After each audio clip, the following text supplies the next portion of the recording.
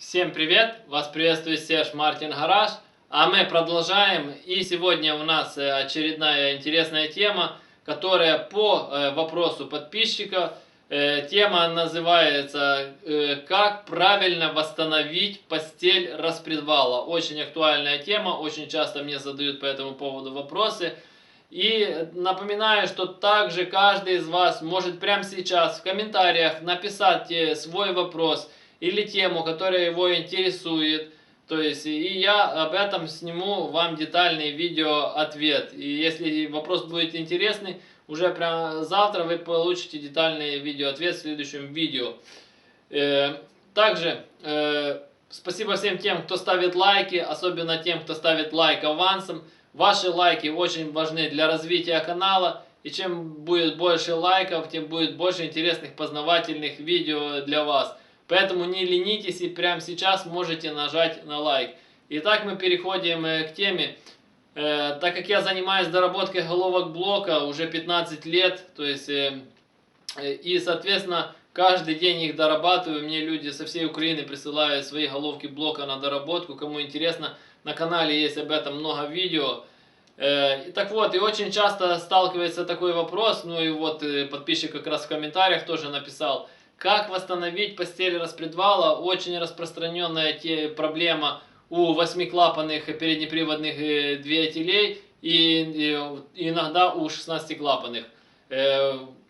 И вот, допустим, если у вас 8-клапанник и такая проблема очень часто есть, стучит распредвал в постели, то есть вы начинаете там регулировать клапана, там менять стаканчики, искать, откуда этот противный звук, как будто там едете, а кто-то молоточком там сидит, какой-то гном стучит именно по вашему двигателю, и такой неприятный цокот, и с набором оборотов он чаще и чаще, то есть. И вы ездите к регулировщикам клапанов, он там колдует шайбами, что-то меняет, но проблема не уходит. Это значит, что у вас разбита постель распредвала. Почему она разбивается? Из-за основные причины это из-за того, что используете плохое масло, вы меняете не вовремя масло. Может, вы и меняете, и вовремя, и хорошо заливаете. Ну, если вы машину покупали не новую, вы не знаете, что было до вас. То есть, как там ездили, как эксплуатировали. Что происходит? Постель распредвала, будем так сказать, является крайней точкой в масляной системе. Ну, образно, грубо говоря. Потому что масляный насос находится снизу. Пока он прокачивает через блок масла, пока его закачивает в головку, потом через масляные каналы головки на распредвал. И уже с постели распредвала, грубо говоря, в обратном порядке.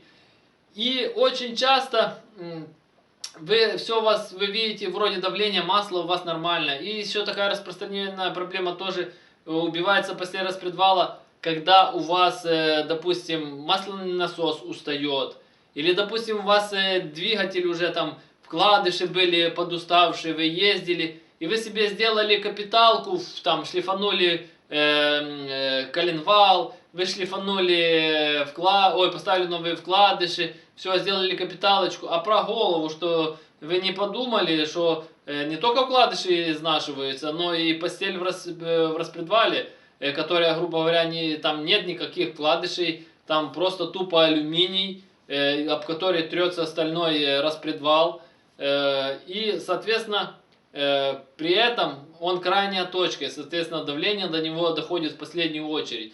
И то, что вы, во-первых, видите, датчик находится чуть, будем так говорить, тоже он в головке, но все равно еще после него только идут уже масляные каналы, которые подают на распредвал.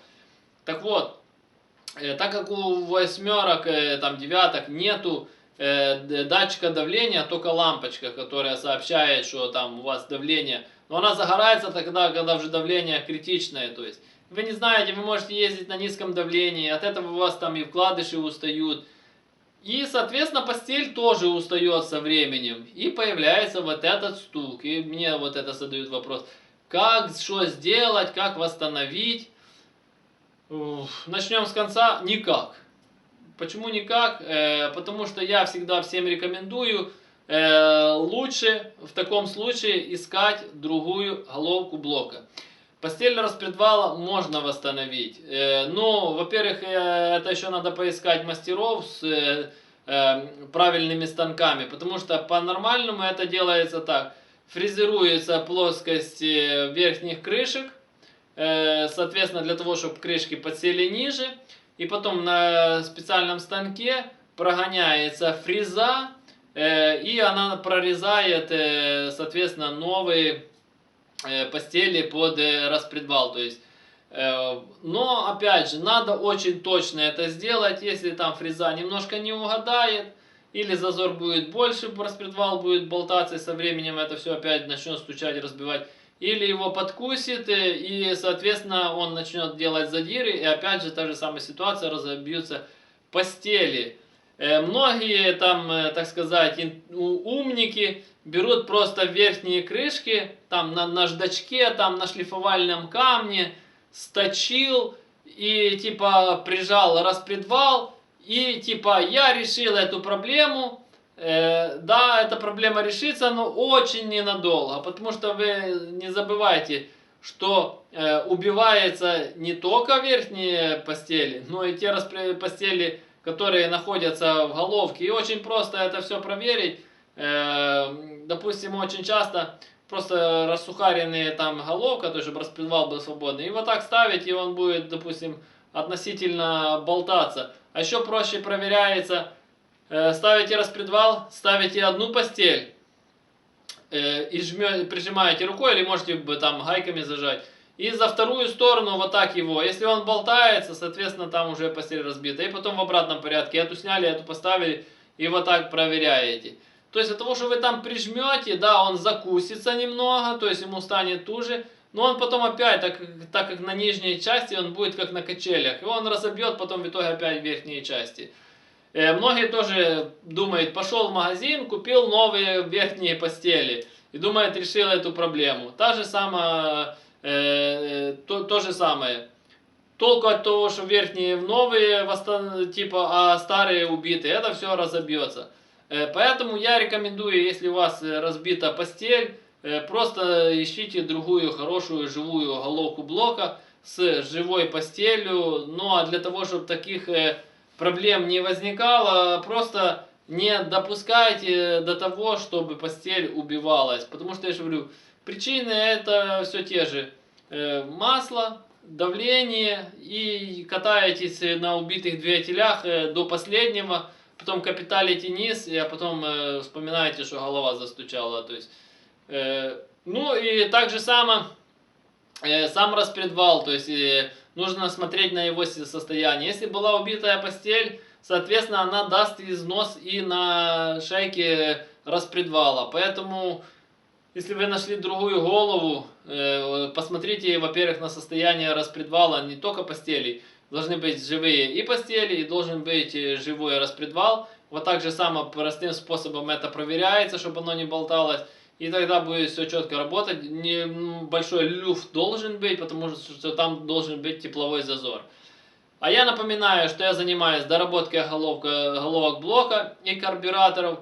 Каждый из вас может прислать свою головку блока или карбюратор на доработку. На канале есть очень много видео о доработке головок блока и карбюраторов. Кому интересно, на главной странице моего канала жмите на все видео. И там очень много чего интересного найдете для себя. Для тех, кто хочет заказать доработку, под каждым видео в описании есть мой номер телефона. Поэтому можете звонить, я всегда на связи, напрямую на телефон. А у кого есть какие-то вопросы, пишите в комментариях. Все комментарии читаю, по возможности на все стараюсь отвечать.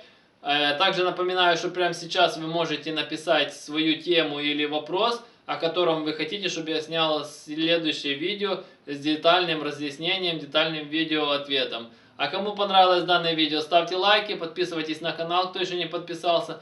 Жмите на колокольчик, чтобы получать уведомления о новых видео. YouTube поменял свои логарифмы, то есть и соответственно теперь для того, чтобы получать уведомления о новых видео, нужно быть не только подписанным на канал, но и нажать на колокольчик. И это вы можете сделать прямо под видео сейчас. Под видео есть, возле значка подписка, есть колокольчик, нажимаете на него, или на главной странице моего канала, тоже возле значка подписка, есть колокольчик. Нажимаете, и вам будут приходить уведомления о новых видео.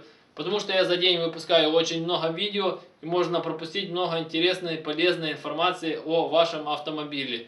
Делитесь данным видео со своими друзьями, для того, чтобы канал развивался быстрее, и тогда будет больше интересных познавательных видео для вас. Всем спасибо за внимание, всем до свидания.